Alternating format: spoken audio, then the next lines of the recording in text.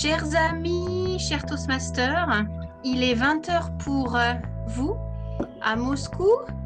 Il doit être bien tard pour vous, Liv et Léonce, au Non, Canada. Il est midi pour nous. Ah, il est plus tôt pour vous. Bravo. Il est midi pour nous. Oui. Vous êtes les oiseaux tôt ce soir. Bonsoir Christina, bonsoir. Bonsoir Olga, ravie de vous retrouver toutes et tous. Je pense que nous avons comme invité ce soir donc Michael, Léonce, Liv, Esther et Anna que je ne connais pas. Anna, est-ce ta première fois parmi nous? Est-ce que tu peux te montrer ou mettre ton micro s'il te plaît? Non, eh bien Anna n'est pas encore avec nous. Bonsoir à toutes et à tous, chers amis Toastmasters, chers invités. Je vous souhaite la bienvenue dans notre réunion sur le club de Moscou francophone autour du mot. Nous avons Pavel aussi qui nous a rejoint. Bienvenue à vous. Alors, ce soir, je crois que nous avons deux discours préparés et une session des improvisations. Et ce soir est une soirée particulière, veille de conférences d'hiver internationales, contest de concours de discours préparés en russe, en anglais, samedi et dimanche, donc un week-end chargé pour les officiers du club Toastmaster à Moscou. Je vous accueille avec grand plaisir. Bonjour à Catherine, bonjour à Macha. Ce soir, toujours notre club fidèle au poste, notre club d'éloquence hebdomadaire qui tient toujours la barre avec ses réunions toutes les semaines. Je vous félicite, chers officiers. Sans plus attendre, alors ce soir, je suis à la fois avec la casquette de présidente et la casquette d'animatrice. Je souhaiterais vous présenter les rôles ce soir qui sont les rôles de structure lors d'une réunion Toastmaster, les rôles de grammairien, chronométreur et compteur d'hésitation. Donc, parmi vous qui allez incarner ces trois rôles de structure ce soir et qui allez les présenter, qui souhaiterait présenter son rôle en premier? Macha, je te laisse la parole. Je ne sais pas pourquoi, mais ok, bonjour à tout le monde. Merci Alexandre. Bonsoir à tout le monde. C'est mon plaisir de vous voir, comme chaque vendredi, d'être parmi vous. Mon rôle aujourd'hui est compteuse d'hésitation. En fait, j'hésite beaucoup, mais j'essaye de l'éviter. Et je vais noter quelques fautes de vous pendant la réunion.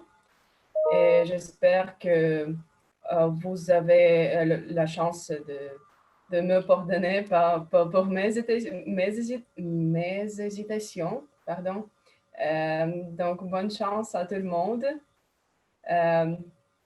N'oubliez pas à suivre vos rôles, vos idées et hésitez moins que possible. Merci.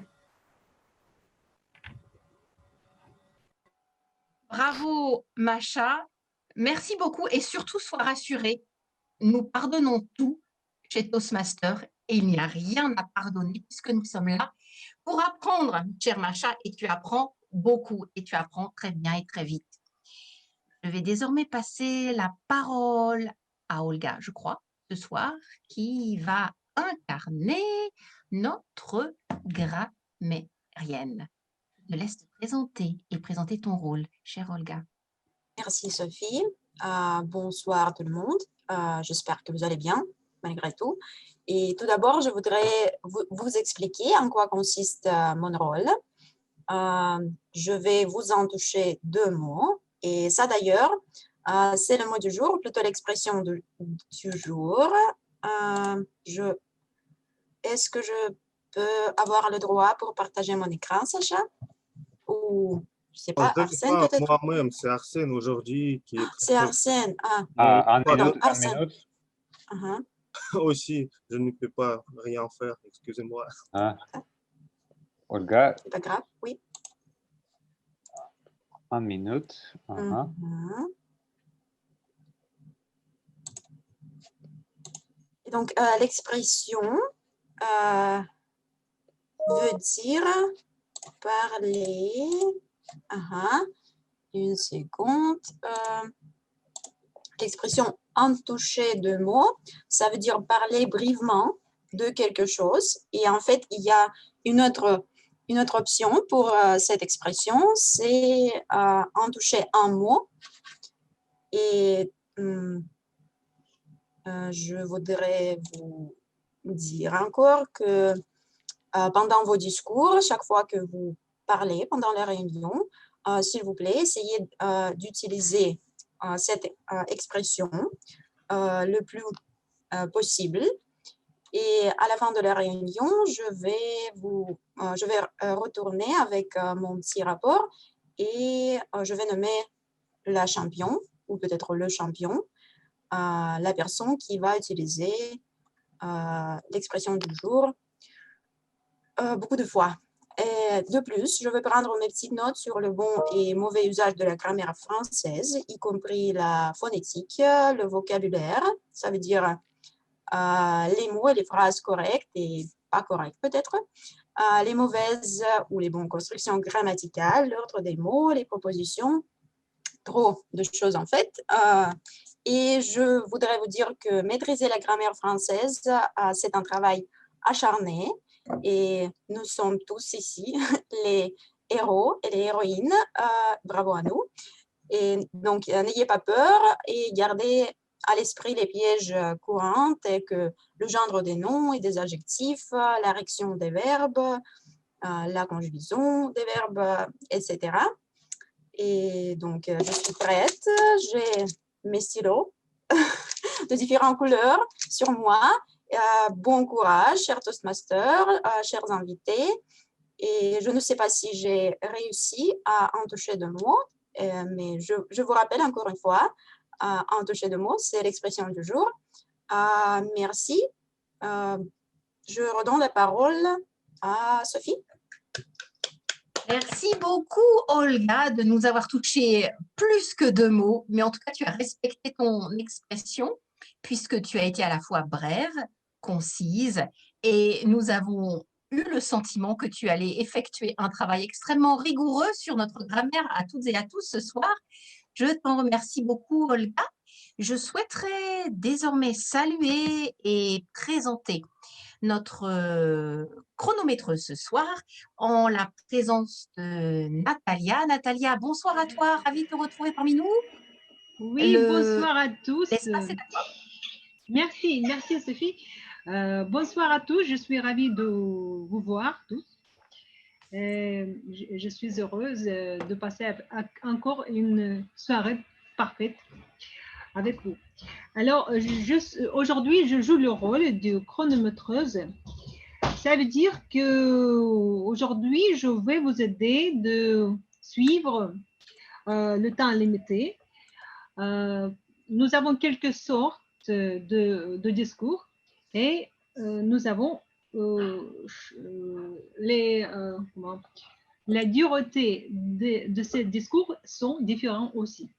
Alors, nous avons un discours préparé, ou 2 discours peut-être. Alors, pour le discours préparé, il dure de 5 à 7 minutes. Le brise de glace, si on se passe, le temps se fixe entre 4 et 6 minutes. Pour les discours improvisés, pendant la session d'improvisation, on doit parler pas plus de 2 minutes. Et voilà, et moi, je vais vous signaler par les couleurs si vous parlez trop long, si vous parlez, ça va. Si c'est... Donc, il y a 3 couleurs que je vais vous montrer. Quand je montre le couleur vert, ça veut dire que votre discours est assez long, normal. Après, je vais montrer jaune si il dure un peu trop long. Et le couleur rouge signale qu'il faut déjà passer vers la conclusion. Voilà.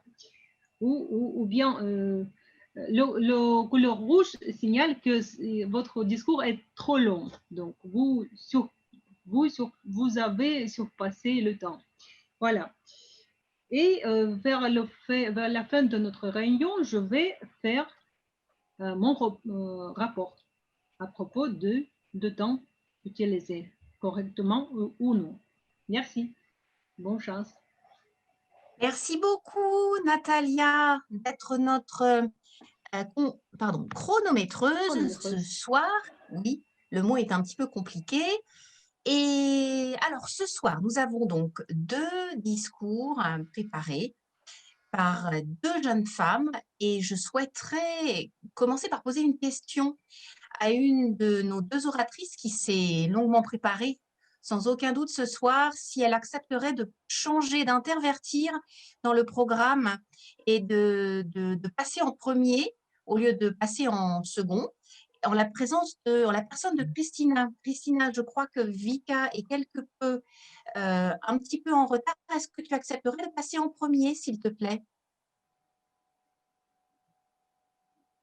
Est-ce que tu m'entends, Christina? Oui. D'accord, tu te sens prête? Oui, bien sûr, oui. Bon, Avec parfait. plaisir. Parfait. Donc, tu vas Oui. nous en toucher plus que de mots ce soir. Tu vas avoir l'honneur de démarrer les sessions de discours préparées. Alors, Christina, tu es membre du club Autour du mot, je crois, depuis cet été. Tu as été une de nos oratrices lors de notre journée porte ouverte. Et ce soir, tu vas aborder un sujet très important sur le leadership et l'entrepreneuriat. Et le titre de ton discours est « Un chef d'entreprise et un leader sont-ils la même chose ?» Tu es au niveau 2 de ton projet numéro 1, comprendre ton style de leadership. Et tu dois, dans l'objectif du discours que tu nous as préparé ce soir, tu dois nous identifier ton ou tes styles de leadership.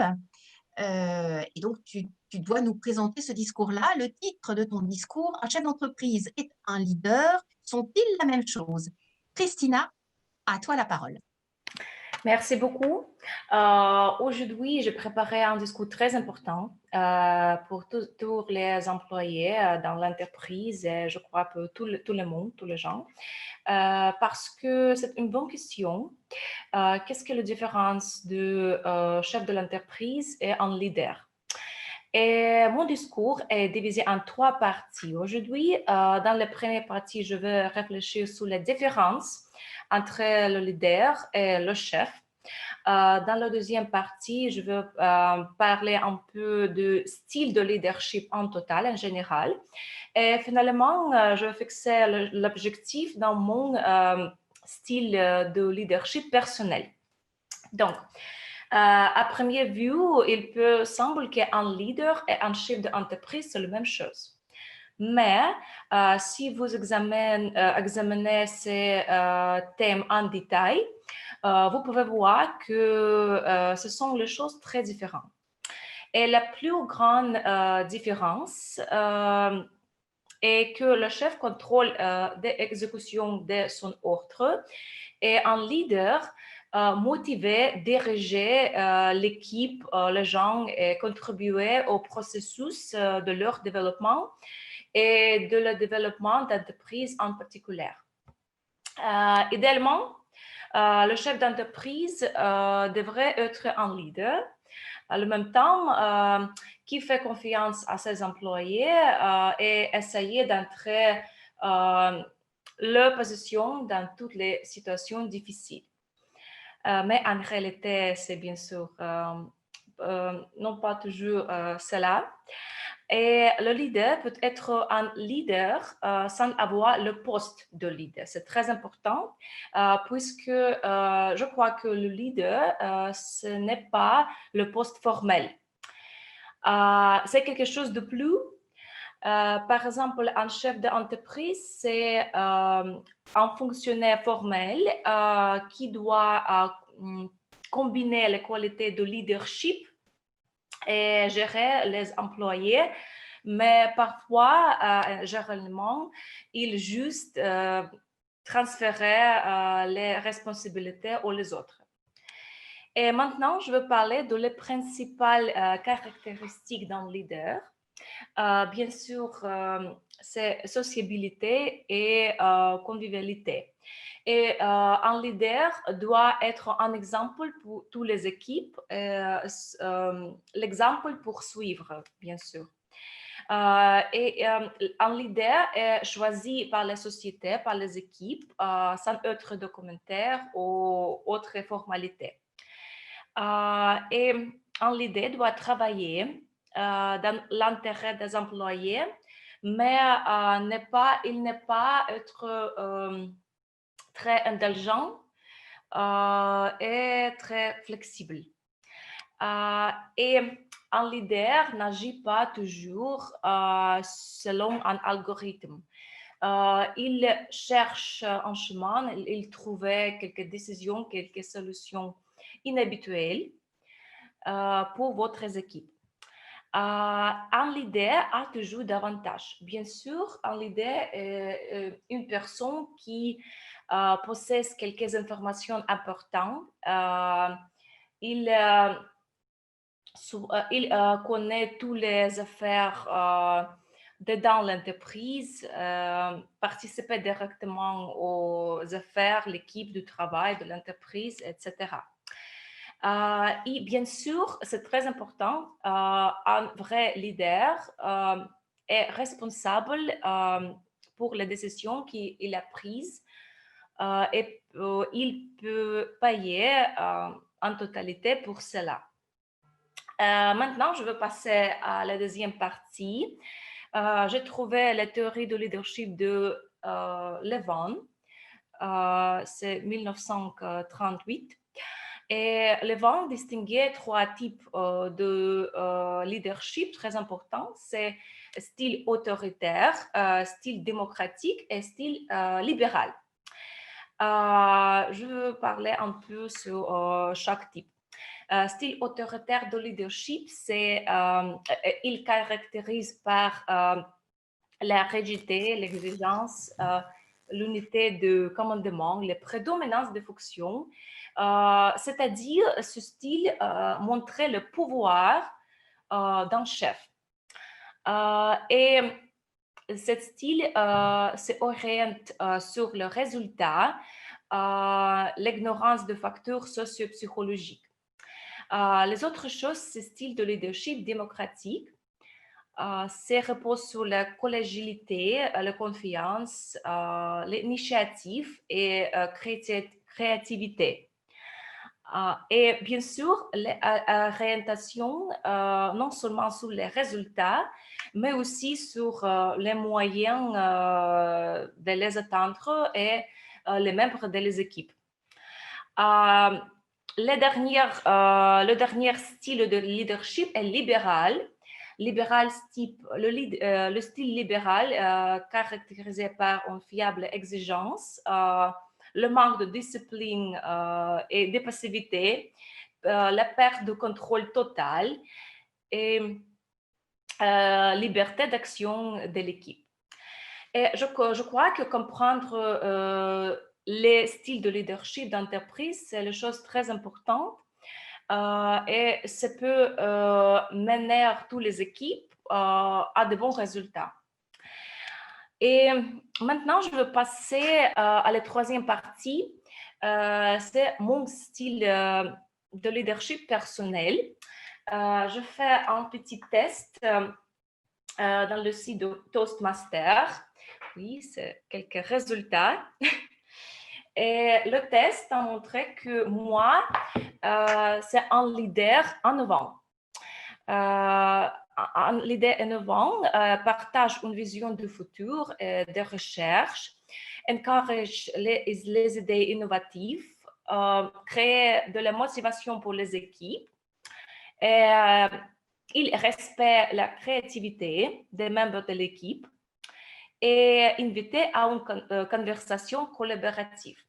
Oui, je crois que c'est 80% sur moi, mais je dois dire que dans mon vie professionnelle, j'utilise le type pas innovante, j'utilise le type un petit autoritaire parce que comme un chef, je suis stricte et je demande beaucoup de choses, beaucoup de résultats de mon équipe. Et en conclusion, je veux dire que tout le monde ne peut pas devenir un leader, je crois, car à mon avis, c'est une qualité innée. Mais tout le monde peut essayer de le approcher. C'est tout. Merci beaucoup pour votre attention. Bravo, Christina, d'avoir déroulé et de nous avoir touché plus que 2 mots lors de ton discours sur les styles de ton leadership et de nous avoir identifié quel était le tien, comment tu te reconnaissais dans ton style de leadership. Merci beaucoup pour ce discours très intéressant et très bien structuré. Je vais désormais passer la parole à notre deuxième oratrice ce soir qui vient de nous rejoindre il y a quelques minutes. Chère Vika, bienvenue parmi nous.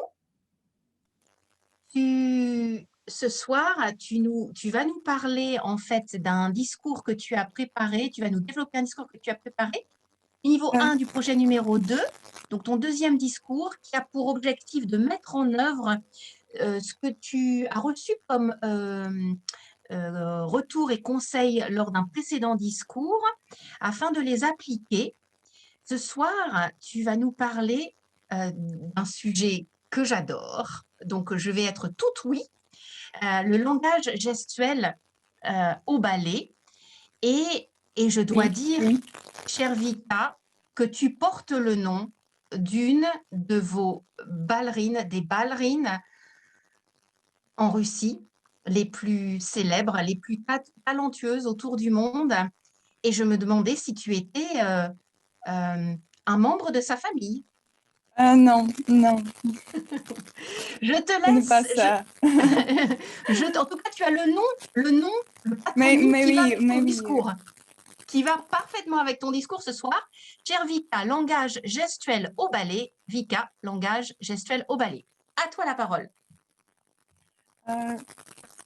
Oui, merci beaucoup, Sophie. Bonsoir à tous et à tous. Et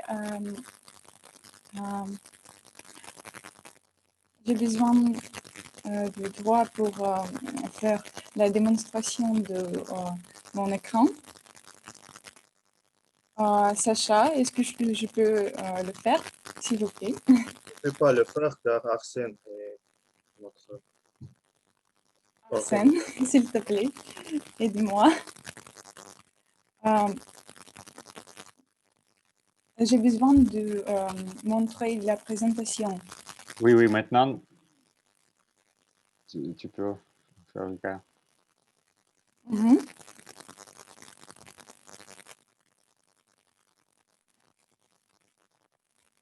En minutes, en secondes. Alors, ce n'est pas ça, pardon. C'est la dernière image. Et maintenant, on commence. Donc, messieurs, mesdames, bonsoir encore une fois. Aujourd'hui, j'ai un sujet vraiment exceptionnel pour vous et je suis très heureuse de le présenter. En général, c'est le ballet russe, mais en petite histoire, comme j'ai décidé de faire cette présentation, j'ai pris l'inspiration pour faire ce discours deux dernières fois quand j'avais visité le Bolchoï théâtre.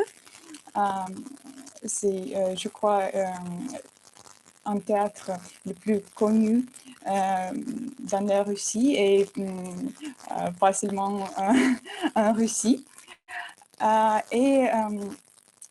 J'ai regardé le ballet qui s'appelle La fille du pharaon. Il y a quelques cadres de ce ballet, mais c'est les photos pas de avec une troupe différente, avec une équipe différente, mais c'est la même ballet. C'est justement pour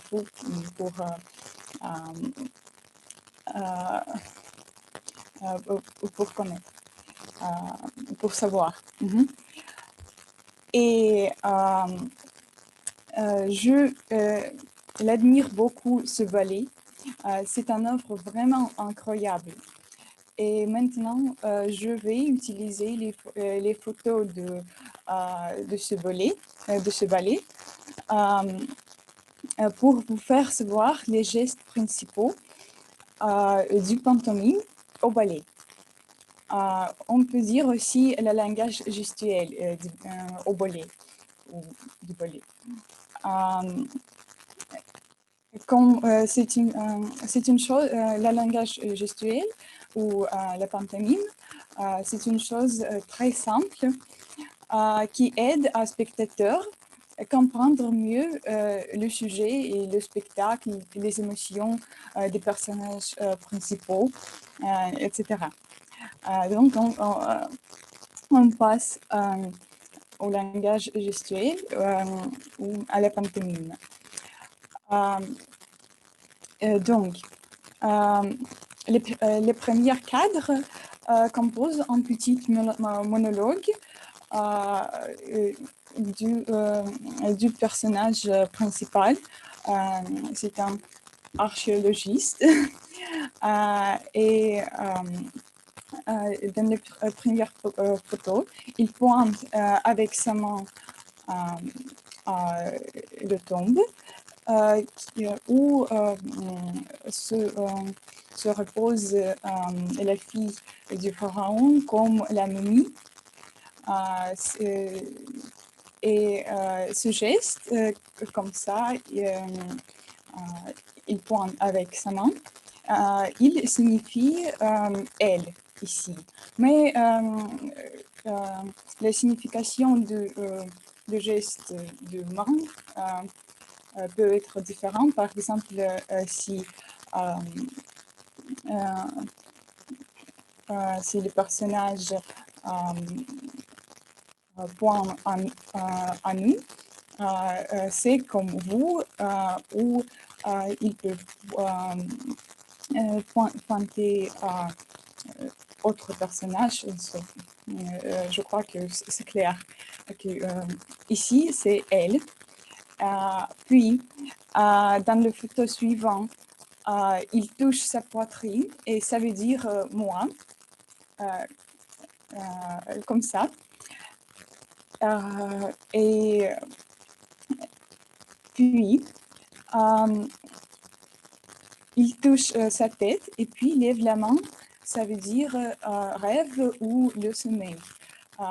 Il le fait comme ça. Il touche la main et puis fait un petit geste avec la main et il le lève. Donc, et le cadre suivant, le cadre suivant et aussi un geste important, les bras croisés signifie la mort ou l'au-delà. L'au-delà, c'est le monde magique et beau où Balaam passe après la mort. C'est une chose poétique et dans les poésies françaises, on peut pardon, on peut aussi le lire. Donc, l'au-delà, c'est un espace magique et très sacré, on peut dire. Et un peu plus un cadre de ce geste, c'est comme ça. C'est l'au-delà. Ça signifie l'au-delà. Bon.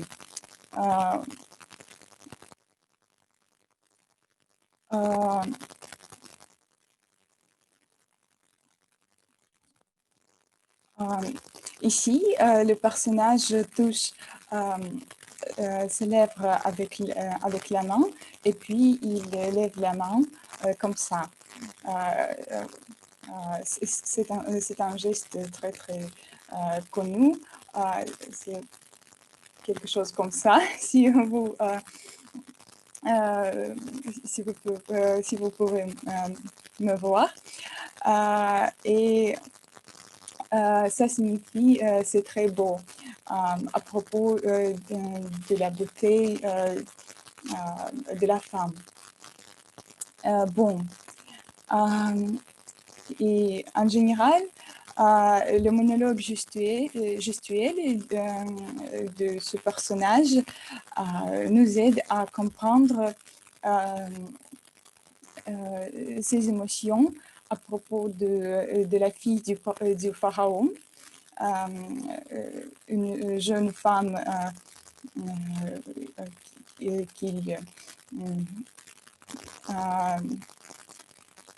dont il rêve. Et on passe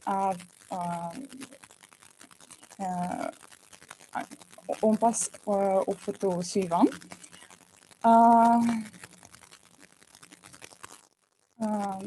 Ici, je veux discuter le geste qui est fait par la ballerine. C'est comme ça.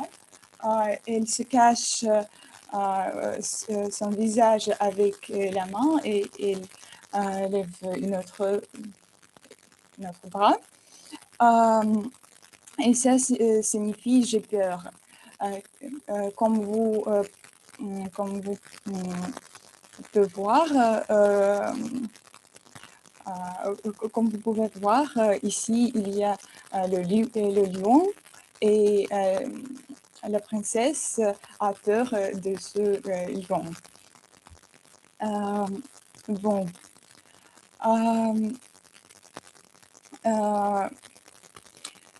Donc maintenant, vous savez, vous savez quelques gestes principaux du ballet et peut-être il va commencer à parler avec vous un peu plus clair et j'espère que vous intéressez au ballet mieux maintenant. C'est tout. Merci beaucoup pour votre attention.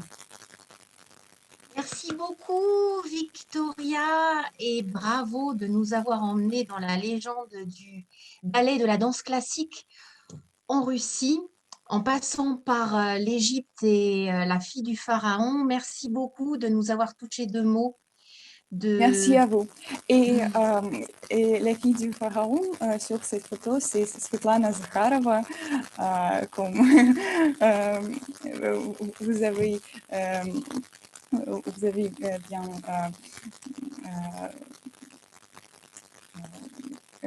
disait au début, et c'est vrai, c'était Svetlana Zakharova, la ballerine très, très, très connue et vraiment magnifique. Bravo à toi et merci de lui avoir rendu hommage et d'avoir rendu hommage à la danse classique et au ballet en Russie. Merci beaucoup, Victoria.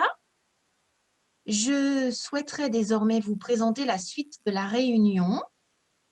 qui en fait consiste en la deuxième partie de notre soirée, qui permet à nos évaluateurs des discours préparés, nos évaluateurs personnels de se préparer, de se peaufiner, afin de nous toucher 2 mots sur les évaluations de nos 2 oratrices ce soir. Et c'est la parité parfaite, puisque nous avons eu 2 oratrices féminines et que nous aurons 2 évaluateurs personnels masculins ce soir.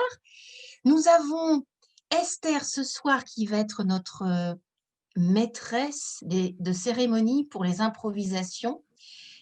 Chère Esther, tu nous viens de Budapest, tu es présidente de ton club. Je te remercie de nous rejoindre ce soir.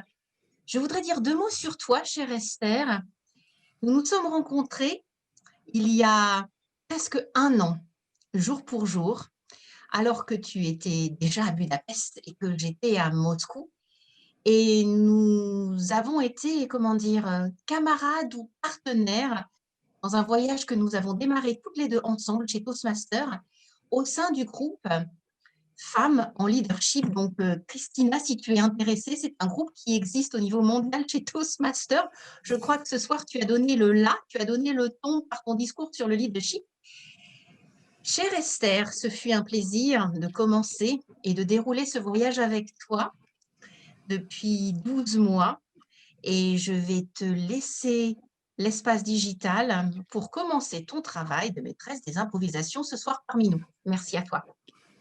Merci beaucoup, Sophie. C'était aussi ma plaisir et ce programme était très, très intéressant et je conseille à toutes les femmes Toastmasters de participer parce que c'est vraiment bien, le leadership.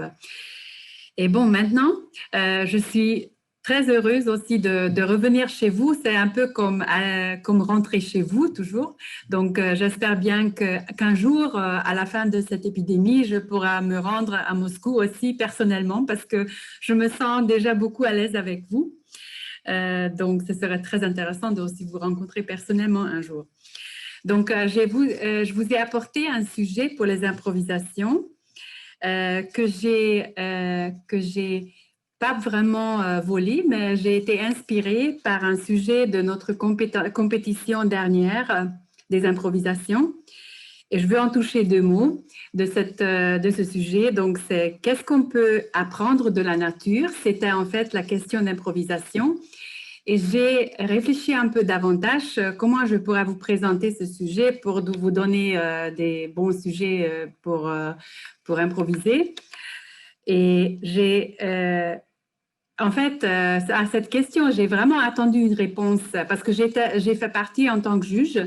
Donc, je me suis dit, OK, j'espère que quelqu'un va répondre la chose que je voulais entendre.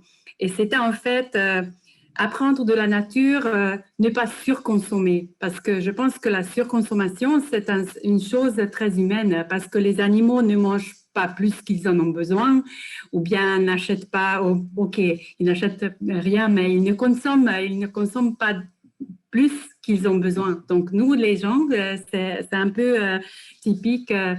On consomme peut-être un peu plus que ce qu'il nous faudrait. Mais de toute manière, personne n'a répondu comme ça. Et donc, finalement, j'ai eu l'idée de vous présenter quelques animaux spécifiques pour en réfléchir, pour vous inviter de sortir de la boîte, de réfléchir, du penser quotidien. Et qu'est-ce qu'on peut apprendre de ces animaux? Comment pourraient-ils nous donner des idées? Comment on pourrait améliorer notre vie? Donc, j'ai recueilli 13 animaux, en fait, et je voudrais vous offrir de choisir un numéro de 1 jusqu'à 13. 13 un numéro favori pour moi. Donc, j'ai 13 animaux. Et puis, j'aimerais bien demander s'il y a des volontaires. Sinon, est-ce qu'il y a des volontaires ou il y a quelqu'un qui est très brave et qui voudrait bien commencer? Ah oui, Alexandre. Donc, OK, après Léon, Sophie. Donc, commençons par Alexandre. C'est quoi ton numéro que tu veux choisir? Oh, excusez-moi, numéro 1. Numéro 1. OK. Ta question, qu'est-ce qu'on peut apprendre des escargots? Des escargots. Oui. escargot, Escargot, snail. j'ai compris. Qu'est-ce que c'est en escargot? Alors, j'ai quelques secondes pour réfléchir. Mais je pense que il n'y a rien à réfléchir. Je suis prêt. Qu'est-ce qu'on peut prendre de l'escargot, oui, pour améliorer son présence dans la terre, oui, pour en homme, pour un humain, j'ai compris. Ok, je pense que escargot, il a beaucoup de temps pour réfléchir avant de faire quelques actions. Et par exemple, nous pouvons aussi prendre une pause, peut-être se cacher dans ce que escargot a à son dos. Tout le monde a annulé son micro, je ne peux pas. La coquille.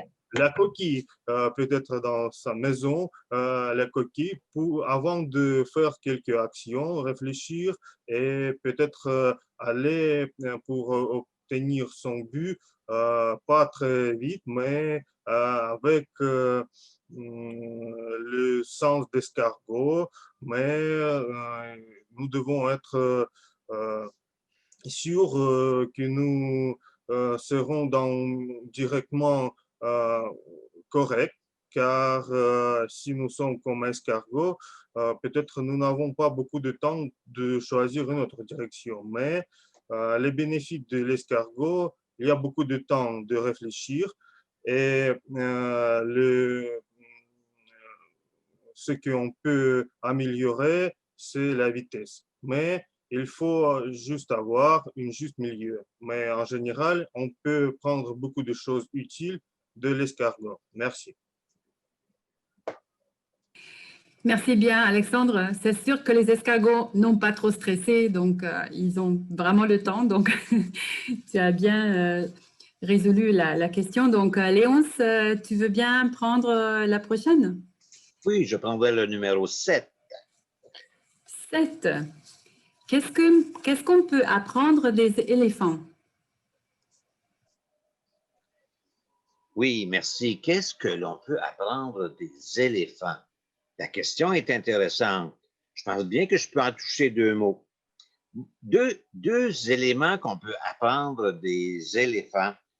Je pense à la protection de la famille et la force.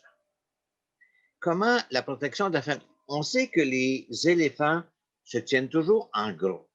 Et si un petit éléphant a besoin d'aide, on peut être certain qu'il y a un éléphant plus âgé qui va venir l'aider. On va le sortir de l'eau, on va le mettre, on va lui donner de la nourriture. Un petit éléphant, il est sûr que quelqu'un va l'aider par la force du groupe, du troupeau d'éléphants qui va l'aider. Également, qu'est-ce qu'on peut penser de l'autre qualité qu'un éléphant peut nous amener? C'est sûr que la force de l'éléphant va être, il est gros, il est monstrueux, il est intimidant. À ce moment-là, on sait que les éléphants vont être capables de protéger l'ensemble du troupeau. Alors, c'est mes 2 qualités que je peux voir chez les éléphants et je vous remets la parole. Merci beaucoup, Léonce. J'ai même appris des choses nouvelles. Je ne savais pas que les éléphants aiment autant de la famille ou les jeunes éléphants supportent. Donc, merci. Et est-ce qu'il y a peut-être une femme qui voudrait bien... Ah, Liv. Liv, je dis bien ton nom? OK. Et c'est quoi ton numéro que tu voudrais choisir à part 1 et 7? 4. 4. Qu'est-ce qu'on peut apprendre des chevaux? Cheval, chevaux. Des chevaux. J'ai eu le plaisir dans mon enfance d'être élevée sur une ferme. Et on avait des chevaux. Qu'est-ce que j'ai appris des chevaux? Nous pouvons en faire presque des jouets. Je me rappelle, j'avais un très gros cheval et pour monter dessus, il fallait que j'approche une clôture. Il savait, il le savait. Il s'approchait de la clôture pour que je monte sur lui. Et les chevaux aussi, on peut les apprivoiser. Hein? Vous savez, il y a même des pièces de théâtre où on voit des chevaux. Et si vous venez au Québec, à Chicoutimi, il y a une pièce de théâtre qui s'appelle La Fabuleuse. Et au théâtre, sur le théâtre, il y a des chevaux qui jouent des rôles aussi. Donc, ce qu'on peut apprendre des chevaux, je pense que c'est un animal qu'il faut aimer. C'est un animal qui est gros, mais il peut se faire petit pour se faire caresser. Oui, et je comprends les gens qui aiment monter sur les chevaux. Exactement. Et je parle toujours pour mon pays. Vous voyez, en arrière, il y a le château Frontenac. Et vous pourriez voir des chevaux monter avec des policiers et se balader un peu comme nous, on aime le faire. Donc, voilà, les chevaux, c'est ce que ça m'inspire ce matin. À vous, Madame la maître des improvisations. Merci beaucoup, Liv. Je suis très heureuse qu'on peut se ressouvenir des anciens souvenirs aussi de l'enfance à part ça. Donc, c'était très intéressant. Et je voudrais demander s'il y a des volontaires, s'il y a un volontaire ou une volontaire pour prochainement. Est-ce que je peux demander Mickaël, peut-être? Mickaël? Oui, je suis là. Est-ce que tu as envie de faire une question? Oui, je peux toujours essayer. OK. Quel numéro tu veux bien? Le 9, s'il vous plaît. Le 9. Qu'est-ce qu'on peut apprendre des cochons?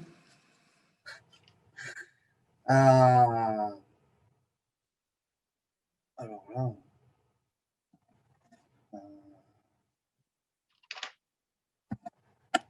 là... je ne sais pas vraiment ce qu'on peut en apprendre. En tout cas, je sais que vous, peut-être, quelqu'un pourrait m'en apprendre sur leur sujet parce que je ne connais absolument rien. Je ne connais absolument pas le mode de vie des cochons. Donc, ça va être assez compliqué de vous expliquer, de trouver ce que l'on peut en apprendre. Je sais qu'ils sont bons, c'est un aliment délicieux, mais je ne suis pas sûr qu'on puisse en apprendre quoi que ce soit. C'est pas vraiment utile au final. Il me semble que les cochons vivent en communauté, un peu comme nous, humains. Peut-être qu'on peut en apprendre le pacifisme. J'ai jamais vu de cochon faire la guerre à un autre cochon, donc je me dis que potentiellement, on peut peut-être en tirer cette leçon, étant donné qu'eux, ils vivent un peu... donc, c'est peut-être la première leçon qu'on pourrait en tirer. Et je pense que, pour le coup, j'en aurais vraiment touché que 2 mots, parce que je ne peux pas faire plus. Donc, je vous remercie de m'avoir écouté. Et... Merci, Mickaël. Super bien résolu. Pour le fait que tu ne connais pas la vie des cochons, c'est super bien comme solution. Donc, je te félicite. Je ne sais pas pour combien on a le temps. Sophie, tu peux me dire je pense qu'on peut encore avoir quelques-uns. Oui, je crois qu'on a un peu le temps ce soir. OK. Est-ce que Anna, tu es avec nous? Anna? Non, Anna n'est pas là. Donc, qu'est-ce qui n'a pas encore parlé? Matlet? Ah, Anna, non. Matlet? Si je prononce bien. Matlet, c'est moi, c'est mon pseudo.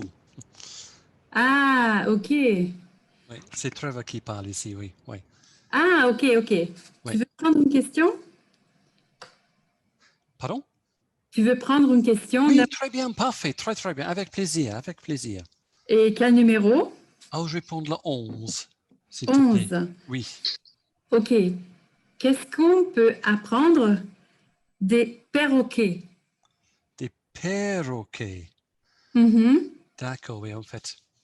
En fait, pour commencer, tu nous as posé à toutes les gens précédentes de parler d'un animal et chaque fois je pensais mais moi j'ai rien à apprendre de ces animaux-là. Je suis un humain, je suis très très intelligente mais les autres animaux, ils n'ont rien à nous apprendre.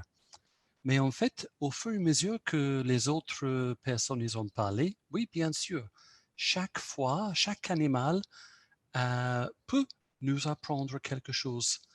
Et au début, quand tu m'as donné l'exemple des perroquets, j'avoue que le perroquet, ce n'est pas mon animal, mon oiseau préféré. Je trouve que les couleurs sont un petit peu trop éclatantes, trop fortes. Mais il faut dire qu'une fois, quand j'étais ado, j'étais allé en vacances en Espagne et dans un parc, il y avait une attraction avec les perroquets qui étaient formés à faire les les tours de manège, les petites tours de cirque.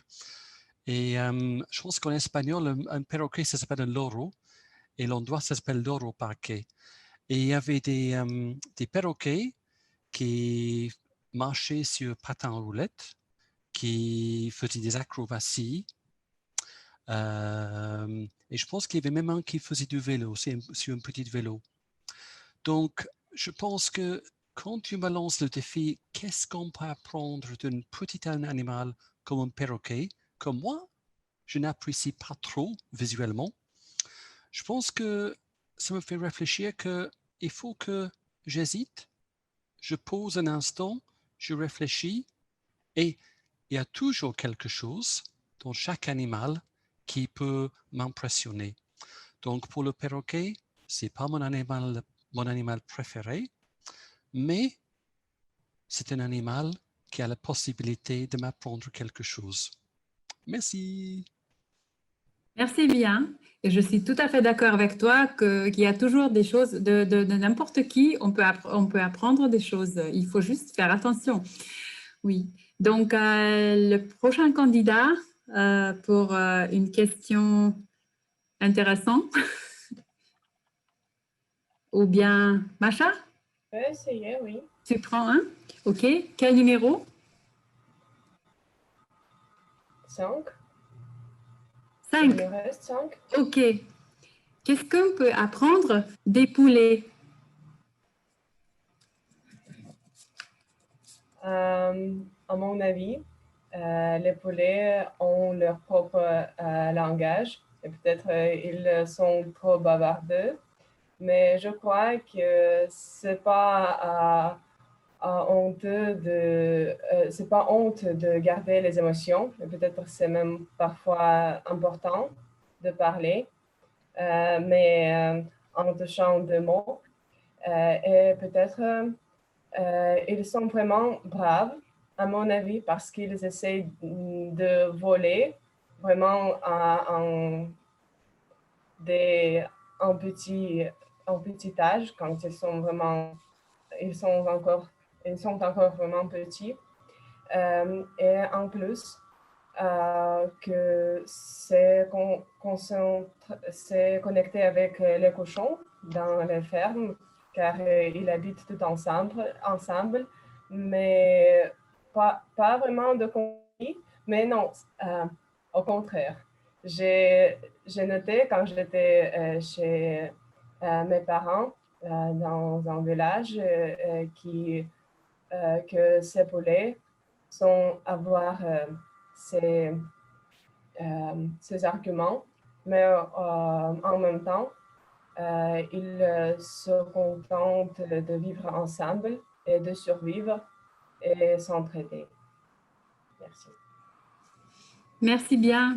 Super réponse. Tu connais quand même des choses du poulet, on pouvait entendre. Donc, est-ce qu'il y a quelqu'un encore qui n'a pas parlé pendant... Arzen, tu veux prendre? Super. Okay. Dis-moi un numéro. 2. 2. Qu'est-ce qu'on peut apprendre des chiens? Oh, les chiens. Mm-hmm. J'aime beaucoup les chiens, mais je n'en avais pas un chien chez moi. Je pense que c'est fidélité et loyauté qui tout les gens devaient étudier de chien parce que si tu avais le chien, c'est ton ami pour toute ta vie et c'est un animal de campagne idéal. Je pense que tu peux choisir le caractère de chien que tu aimais. Et j'aime beaucoup regarder comment les gens baladaient de l'heureux avec ce chien et comment le visage de chien, c'est près du visage de gens qui gardent ça. Bien sûr, le chien, tu peux aussi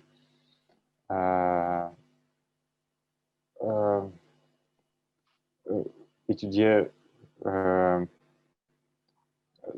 comment protéger tes amis et attaquer tous les animaux, tous les ennemis qui faire des situations dangereuses. C'est fidélité et loyauté que nous pouvons étudier de les chiens. Merci. Merci beaucoup, Arsène. Je suis tout à fait d'accord que la fidélité, c'est une très bonne chose d'apprendre des chiens. Et donc, est-ce qu'il y a quelqu'un d'autre qui voudrait bien prendre une question? Je ne sais pas si Madame la Toastmaster voudrait bien. Nous approchons de la fin en termes de temps. OK, donc merci beaucoup. Je vous répète, on a eu 7 réponses. Donc, le premier, c'était Alexandre avec l'escargot. Deuxième, c'était Léonce avec les éléphants. Troisième, c'était Liv avec les chevaux. Donc, quatrième, c'était Mickaël avec les cochons. Quatrième, c'était Martelette. Je ne sais pas ton prénom, c'est... pardon. Désolé, c'est Trevor. Trevor, OK, Oui. parce que je vois sur Zoom pas ton prénom. Donc, Oui, désolé. OK, Trevor, c'était avec le perroquet. Le 6e, c'était Macha avec les poulets. Le 7e, c'était Arzin avec les chiens, avec le chien. Donc, merci beaucoup. C'était des réponses très créatives et avec de l'humour. Donc, je vous félicite tous. Et donc, Madame la Toastmaster, à toi. Merci beaucoup, Esther, d'avoir développé notre communication et nos connaissances sur les qualités et les différences que nous pouvons percevoir chez nos amis, les animaux. Merci de nous avoir fait voyager, puisqu'en fait, beaucoup d'orateurs sont remontés dans leur enfance, dans leurs souvenirs, et ça, c'est toujours très, très agréable à suivre. Je voudrais vous demander, cher Toastmaster, donc de voter pour le candidat ou le gagnant, la personne qui vous a le ou la plus impressionné dans les caractéristiques des animaux, de ce que nous pouvons apprendre de chaque espèce animale, et de m'envoyer un message dans la messagerie instantanée afin que je puisse récolter les votes et annoncer le gagnant ou la gagnante ce soir du concours des improvisations. J'ai déjà reçu 2 messages, donc... Ah d'accord, tu les as, d'accord. Il faut que vous envoyiez à Sophie dans ce cas-là, non? Ou Sophie, tu non, si toi tu en as déjà reçu, alors je dirige les votes vers toi-même dans la messagerie instantanée, et si tu peux me communiquer, Esther, quand tu auras recueilli tous les votes de tout le monde. OK. Merci. Donc, à moi les réponses. Merci. Merci, chère Esther, de ton originalité dans le choix de ta session des improvisations pour ce soir. Merci beaucoup de ta participation. Je voudrais vous présenter désormais ce soir notre évaluateur général en la présence d'Arsène. Arsène, je vais t'inviter dans notre espace digital afin que tu viennes présenter ton rôle et les sessions des évaluations. À toi. Merci beaucoup, chère Sophie. Ce soir, je suis évaluateur général et je voudrais présenter mon équipe pour ce soir. Et le premier rôle que j'invite, c'est notre capture d'hésitation. C'est Macha. Macha, à toi la parole. Peut-être évaluation personnelle en avant, non? Ah, non, merci beaucoup, Sacha, oui. Parce que, oui, bien sûr. Mais le premier discours, le discours de Christina, et j'invite sur la scène Trevor Tweed pour évaluer le discours de Christina. Trevor? Ok, oui, je suis là. Vous m'entendez? Vous me voyez? Oui, oui. D'accord, très bien. Ok, donc Christina, oui, je te félicite. En fait, tu connaissais le sujet par cœur. C'est évident que tu le maîtrisais. Et avec ta confiance en toi, tu as facilement vendu ton discours. On a tout acheté, on était convaincus. Et avec ces deux éléments, le fait que tu maîtrises le sujet et tu as la confiance en toi, tu peux, à mon avis, tu peux aborder presque n'importe quel sujet dans l'avenir. Ces deux choses, tu as gagné, c'est absolument certain. Je voudrais juste ajouter un petit mot sur le fond, sur la pièce dans laquelle tu étais, parce qu'aujourd'hui, on est souvent dans les meetings online. On a l'habitude juste de voir les visages des gens. Alors, je trouvais intéressant de voir le mur derrière toi avec l'horloge et le clavier de piano. Merci parce que c'est personnel. C'est un peu comme si tu nous lances un bienvenue, que tu nous invites chez toi. Donc, il ne faut pas que ça soit dominant, mais quand même, c'est sympathique de voir quelque chose un petit peu plus de l'orateur. Donc, ces petites choses au mieux derrière toi, j'ai beaucoup apprécié. Merci. Ta voix. Oh, tu as une voix forte et chaleureuse. Tu maîtrises bien l'intonation et le volume. Donc, ça t'aide à passer ton confiance en toi. Tu as un accent étranger quand tu parles en français. Moi aussi, je pense que la plupart du monde ici, on n'est pas native speaker. Pour moi, un accent étranger, c'est un problème que si le public a du mal à comprendre. Et avec toi, tu as un accent, mais j'ai compris tout ce que tu as dit. Donc, le fait que tu as un accent étranger, ce n'est pas du tout un problème. Je dirais que c'est même un atout. Et j'aimerais bien que dans l'avenir, que tu ne fais pas trop de coaching avec ton accent. C'est sympa d'avoir ces petites nuances avec ton accent russe parce que quand même, tu es très, très clair quand tu parles.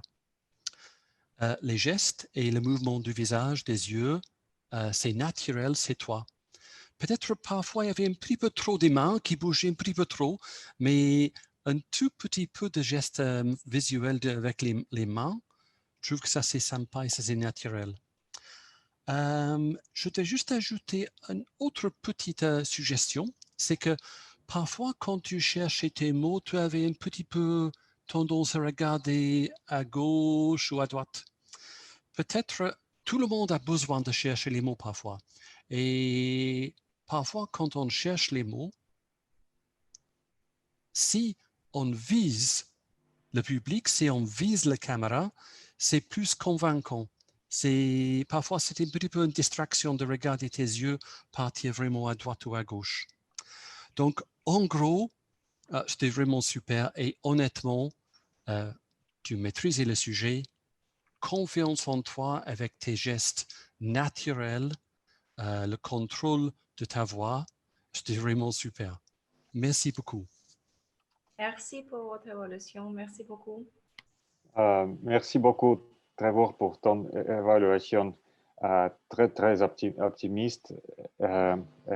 J'invite sur la scène Sacha, notre scène virtuelle, Sacha, a touché deux mots à propos du discours de Vika Zakharova. Sacha, à toi la parole. Merci beaucoup, Arsène, cher Toastmaster, cher Vika. Je dois être bref pour faire une rétroaction complexe. Alors, Vika, aujourd'hui, a fait le discours numéro 2 du projet Évaluation et commentaires, dont l'objectif était, Vika doit démontrer ce que Vika a mis en œuvre après l'évaluation de son premier discours de ce projet. Son premier discours était sur son voyage à l'église. Et Irina était sa évaluatrice et elle a conseillé, j'ai aujourd'hui examiné cette vidéo, de préparer mieux en ce qui concerne technique et etc. les slides et aussi éviter de parler en russe, quelques mots en russe pour le remplacer des mots en français. Ces deux points que j'ai vu dans cette vidéo de cette évaluation. Et aujourd'hui, Vika nous a démontré un discours plus bien fait que première fois, car la première fois, ce n'était pas le discours, c'était les images, pas structurées, et description dans ces images quand Vika a visité cette église. Et il a seulement montré, voilà l'église, voilà cette cathédrale, nous avons quelques sortes d'excursions, si on peut le dire, mais ce n'était pas structuré. Aujourd'hui, Vika fait le travail au sujet de ses slides et il a fait une présentation avec consacrée à son sujet et c'était bien fait. Ce qui me manque, c'est peut-être quelques structures et l'idée essentielle de ton discours, car c'était aussi le discours, on peut considérer ton discours comme un discours informatif, mais l'idée l'essentielle, peut-être tu n'as pas fini car tu as dépassé le temps beaucoup, mais c'est aussi l'aspect de discipline parce que j'ai vu il y avait beaucoup plus de slides que nous avons vu. Et c'est un problème de discipline en ce qui concerne le temps, parce que c'était 11 minutes au lieu de 7 minutes. Et le premier discours, j'ai vu aujourd'hui 12 minutes.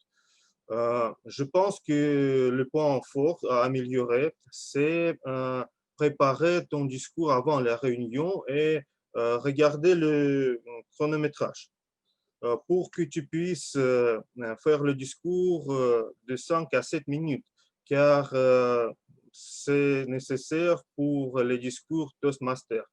Mais en général, c'est plus bien fait. Merci pour tes efforts. Et j'espère que le troisième discours de ton niveau, ce sera recherche de commentaires et présentation. Tu vas faire un bel discours car tu as très bien fait les recherches aujourd'hui au sujet de ballet et des gestes et tu vas faire ça en limite de temps et je te souhaite bonne chance dans ton discours numéro 3. Merci, Vika. Merci beaucoup, Sacha. Merci, Sacha, pour ton évaluation utile et motivante. Et nous commençons avec les rôles, les petits rôles, mais les rôles plus importants. Et j'invite notre compteur de citation, Masha, à toi la parole. Merci pour cette soirée agréable parmi vous. Et en fait, honnêtement, je dois dire que Christina et Vika ont hésité beaucoup, mais c'est normal parce que vous avez parlé beaucoup et donc sur la quantité, c'est évident. En plus, j'ai noté 4 groupes d'erreurs. Par exemple, A, E, Ш. Ольга Строганова, Наталья Новолоцкая, Кристина Табаченко, Vika Zakharova, Esther, Alexandre et Arsène. Après, donc, chez Vika Zakharova et Trevor. Et des pauses chez Arsène et Michael. Et des répétitions des mots. Chez Natalia Novolodzka, c'était, si je me souviens correctement, si, quelque chose comme ça. Et chez Léance, c'était il est, plusieurs fois. Je vais dire compliment à Sophie et à Liv parce que votre discours, votre parole est comme chanson pour mes oreilles. Je noté rien concernant vos hésitations. Merci beaucoup. Et pendant toute la réunion, nous n'avons pas à en toucher 2 mots, mais c'était vraiment du plaisir d'être ensemble et de partager, d'échanger plutôt notre expérience et d'obtenir de nouvelles connaissances. Merci à tout le monde.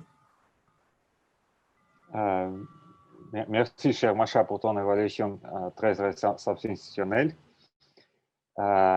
Et je voudrais dire la parole à notre grammairienne, Olga Stroganova.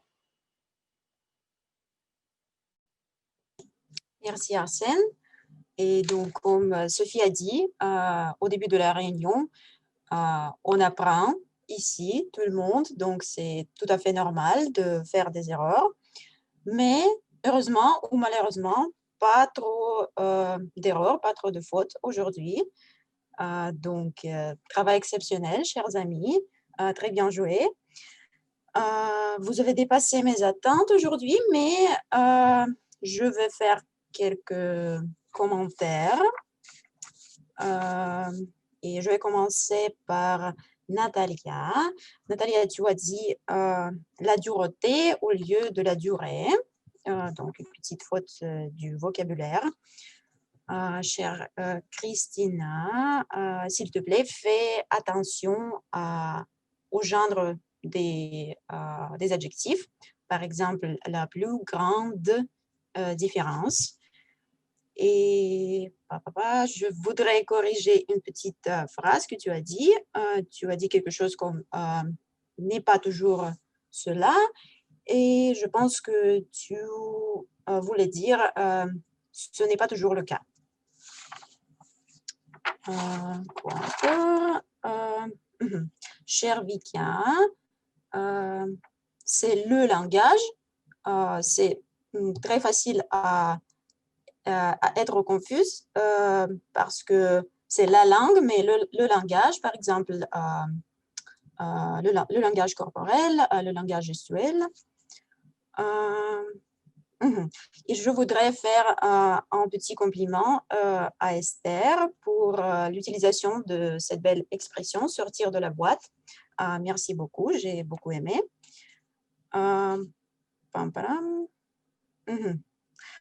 Cher Sacha, tu as dit quelque chose comme tenir son but, mais je pense que tu voulais dire atteindre son but ou atteindre son objectif. Merci, cher Liv, pour l'utilisation de la construction très utile, je pense, qui était se faire caresse. Et je crois que ça va être utile pour tout le monde. Cher Trevor, je voudrais noter une petite chose que tu as utilisé un anglicisme et on essaie d'éviter les anglicismes ici dans le milieu francophile et francophone. Donc, tu as dit le mot anglais, je ne vais pas répéter, mais on peut dire les natives, je pense. Et ouais, c'est tout. Et quand quant à l'utilisation de l'expression du jour. Bravo, Safi. Je pense que tu es la championne. Aujourd'hui, tu as utilisé le mot du jour 3 ou 4 fois, si je ne me trompe pas. Bravo, Esther, Léonce, Mickaël. Vous avez aussi utilisé le mot du jour. C'est tout pour moi. Merci. Merci beaucoup et bravo à tous et à toutes. Arsène, à toi la parole. Oui, merci beaucoup, Olga. Mais je suis enfin utilisé le mot du jour. OK. Et merci beaucoup pour ton évaluation. C'était très positif et utile et un peu strict. Et j'invite Natalia pour notre cher chronométreur. Natalia, à toi la parole. Arsène, merci pour me donner la parole. Alors, nous avons eu 2 discours préparés aujourd'hui et toutes les 2 speakers ont dépassé le temps. Christina a dépassé le temps pour à peu près 1 minute, donc son discours a duré 7 minutes 50 secondes. Et Victoria Zakharova, oui, son discours durait 10 minutes 20 secondes. Donc, vous comprenez, vous pouvez améliorer vos résultats au futur. C'est juste pour vous savoir. Alors, pendant la session d'improvisation, nous avons écouté 1, 2, 3, 7 personnes et seulement Alexandre tout un peu dépassé le temps pour 5 secondes et tous les autres, ça va. Donc, je suis contente des résultats de ce soir, si on parle du chronométrage. Voilà, merci beaucoup. Je retourne parole à Arsène. Merci beaucoup, chère Natalia.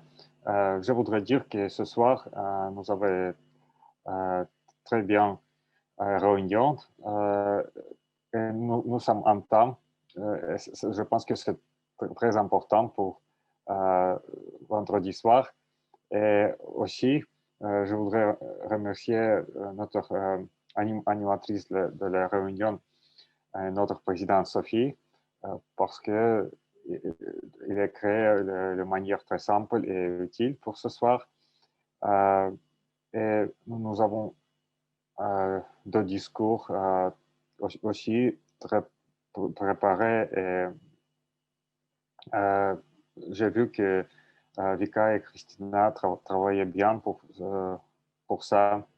Et merci beaucoup notre évaluateur Trevor pour la manière très optimiste, très utile, et Sacha pour évaluation et feedback personnel de comment Vika peut se développer dans la préparation des discours. Et j'aimais beaucoup les sessions d'improvisation. J'aimais beaucoup la manière et le sujet de cette improvisation, parce que nous avons développé notre imagination comme d'habitude. Mais les animaux, c'est très simple, mais en même temps, c'est très difficile de faire. Merci Esther à toi et ton session d'improvisation. Et je voudrais remercier aussi pour l'équipe de Tyrol, Natalia, Masha et Olga. Merci beaucoup. Et je donne la parole à Sophie. Merci, Sophie. Merci beaucoup, Arsène, d'avoir été notre évaluateur général ce soir et d'avoir repris tous les rôles incarnés ce soir et d'avoir apporté ton retour, tes conseils, tes appréciations. Merci beaucoup. Comme toujours, les évaluations restent clés, quelle que soit leur dimension, personnelle ou générale, afin d'effectuer un retour et de permettre à chacun dans son rôle, dans chaque soirée Toastmaster, de comprendre, d'identifier les axes d'amélioration et les axes dans lesquels nous sommes peut-être plus à l'aise dans nos points forts et de développer nos axes d'amélioration. Merci beaucoup, Arsène, d'avoir tenu ce rôle d'évaluateur général. Et je voudrais annoncer maintenant la gagnante de la session des improvisations qui a été menée de main de maître par Esther, notre Esther de Budapest, qui a développé si bien notre imagination et notre plongée dans nos mémoires. La gagnante ce soir, Liv.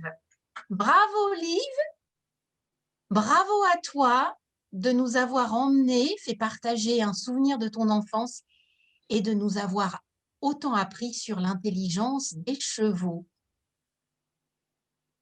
Je ne te vois pas, Liv. Voilà. Si. Mets ton micro. Partage quelque chose avec nous. Oui, merci beaucoup. Ça me fait plaisir. Le plaisir est pour nous. Merci d'avoir été parmi nous, chers Liv, chers Léonce, tous nos invités, chers membres Toastmaster. Je vais terminer officiellement notre soirée. Alors, nous avons encore un petit peu de temps. Donc, je voudrais simplement vous rappeler demain le concours en russe et le concours international de la conférence d'hiver pour Toastmaster Russie. Soyez nombreux demain samedi et après-demain dimanche. Donc, nous commençons, je crois, à 8h, non, pardon, à 10h de Moscou, 8h heure de Paris. Donc, pour nos amis canadiens, j'imagine que c'est très tôt ou c'est très tard dans la nuit.